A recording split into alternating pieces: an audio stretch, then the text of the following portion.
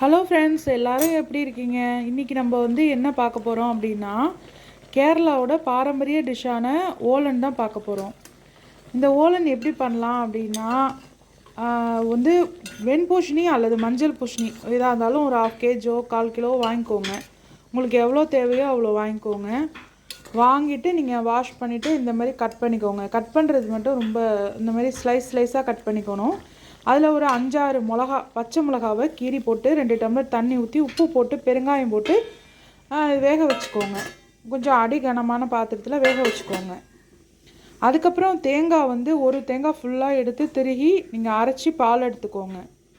அதுக்கப்புறமா காராமணி, ஒயிட் காராமணி இல்லைன்னா பிளாக் கலர் காராமணி இருக்கும்ல, அதை நாள் நைட்டே ஊற வச்சு நீங்கள் வேக வச்சு எடுத்துக்கோங்க. இதை நம்ம லாஸ்ட்டாக சேர்த்துக்கலாம். இந்த காராமணி போட்டால் தான் ஃப்ரெண்ட்ஸ் இந்த ஓலனே ரொம்ப டேஸ்ட்டாக இருக்கும். இந்த ஓலன் நமக்கு வயிற்று புண்ணெல்லாம் நல்லா ஆற்றி நமக்கு நல்ல ஒரு இது. ஏன்னா இது வாட்டர் கண்டென்ட் உள்ள காய் இல்லையா, அதனால் இது சாப்பிட்டிங்கன்னா ரொம்ப சத்து ஃப்ரெண்ட்ஸ். இப்போ ஒரு தேங்காயை நம்ம வெறும் அரைச்சி ஒரு 3 வாட்டி பால் எடுத்து நம்ம எடுத்துக்க போகிறோம், வடிகட்டி எடுத்துக்க போகிறோம். அதுக்கப்புறமா அது நல்லா காய் வெந்துன்னு செக் பண்ணிவிட்டு நம்ம இந்த தேங்காய் பாலை விட்டுட்டு இந்த காராமணியும் அதை கூட சேர்த்தோம்னா நமக்கு சூப்பரான ஓலன் சூப்பராக ஈஸியாக ரெடி ஆகிடும் ஃப்ரெண்ட்ஸ். இப்போ நல்லா பூசணிக்காய் நல்லா வெந்து போயிட்டு பாருங்கள். ஒரு பூசணிக்காவை எடுத்து நம்ம நல்லா நசுக்கி பார்த்தோம் அப்படின்னா நல்லா வெந்துச்சு பாருங்கள்.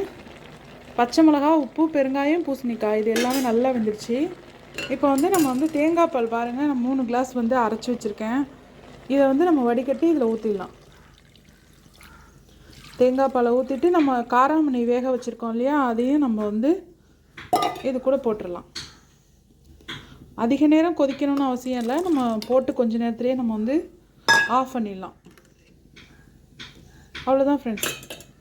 ஒரு கலரி விட்டுட்டோம் அப்படின்னா ஈஸியான டேஸ்டியான ஓலன் நமக்கு சூப்பராக ரெடி ஆகிடும். இது கொஞ்சம் நீர்க்க வச்சுக்கோங்க, ரொம்ப டேஸ்ட்டாக இருக்கும் ஃப்ரெண்ட்ஸ். ஒரு வாட்டி நீங்கள் ட்ரை பண்ணி பாருங்கள். பரங்கிக்காயில் கூட நீங்கள் இதை ட்ரை பண்ணலாம். வெள்ளை காராமணியும் போட்டுக்கலாம், அதுவும் நல்லா தான் இருக்கும்.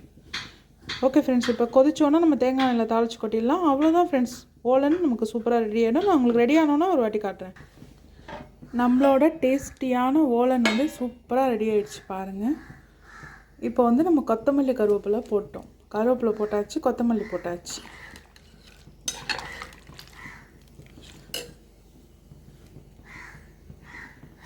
இப்போது நம்ம தேங்காய் எண்ணெய் கொஞ்சமாக விட போகிறோம். அவ்வளோதான்.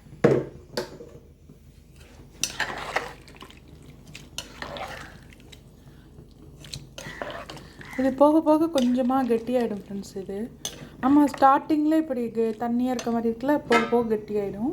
அதனால் இந்த மாதிரியே வச்சுக்கோங்க. நல்லா ரசம் மாதிரி ஊற்றிக்கிட்டு நம்ம சாப்பிட்டா தான் இது ரொம்ப டேஸ்ட்டாக இருக்கும்.